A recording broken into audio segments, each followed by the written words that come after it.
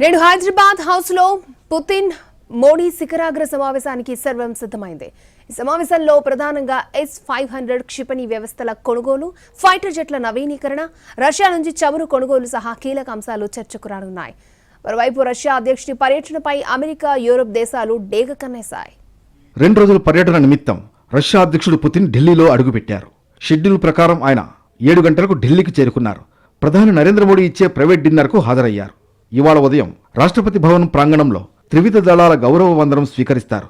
అనంతరం పుతిన్ రాజ్ఘాట్కు చేరుకుని మహాత్మాగాంధీకి నివాళులర్పిస్తారు. హైదరాబాద్ హౌస్లో ప్రధాని మోడీ, పుతిన్ల ద్వైపాక్షిక సమావేశం జరుగుతుంది. చర్చలు ముగిశాక ఇద్దరూ సంయుక్త ప్రకటన విడుదల చేస్తారు. తర్వాత ప్రధాని మోడీ ఇచ్చే వర్కింగ్ లంచ్కు పుతిన్ హాజరవుతారు.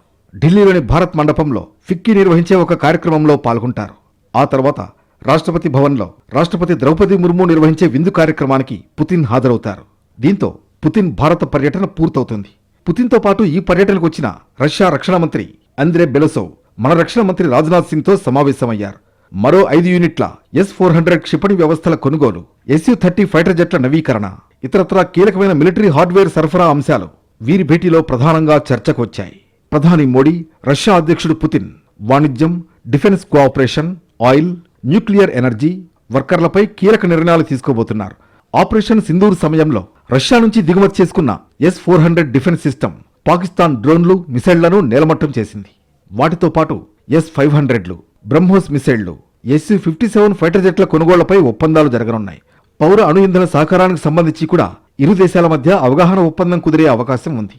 ఈ ఒప్పందం కుదుర్చుకోవడానికి రష్యా కేబినెట్ ఇప్పటికే పచ్చజెండా ఊపింది. పుతిన్ పర్యటనకు ముందు జరిగిన సమావేశాలలో 2 దేశాలు హైపర్సానిక్ క్షిపణి అభివృద్ధి, దీర్ఘశ్రేణి ఎయిర్ టు ఎయిర్ క్షిపణులు, అభివృద్ధి చెందుతున్న సాంకేతిక భాగస్వామ్యాలపై చర్చలను కూడా విస్తరించాయి. భారత్ 280 కొత్త S-400 క్షిపణులు కొనుగోలుకు కూడా ఆమోదం తెలిపే అవకాశం ఉంది.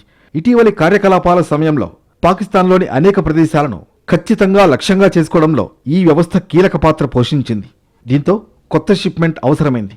భారత్తో సంబంధాలు, సహకారాన్ని మరింత పెంపొందించుకోవడానికి రష్యా ఎదురు చూస్తోందని పుతిన్ స్పష్టం చేశారు. ఇంధనం, పరిశ్రమ, అంతరిక్షం, వ్యవసాయం, ఇతర రంగాల్లో అనేక ఉమ్మడి ప్రాజెక్టులు పూర్తి చేసుకోవడమే లక్ష్యంగా ఇరు దేశాలు చర్యలు తీసుకుంటాయన్నారు. భారత్ నుంచి దిగుమతులు మరింత పెంచుకునే అంశంపైన ప్రధాని మోడీతో చర్చలు జరుపుతామని చెప్పారు.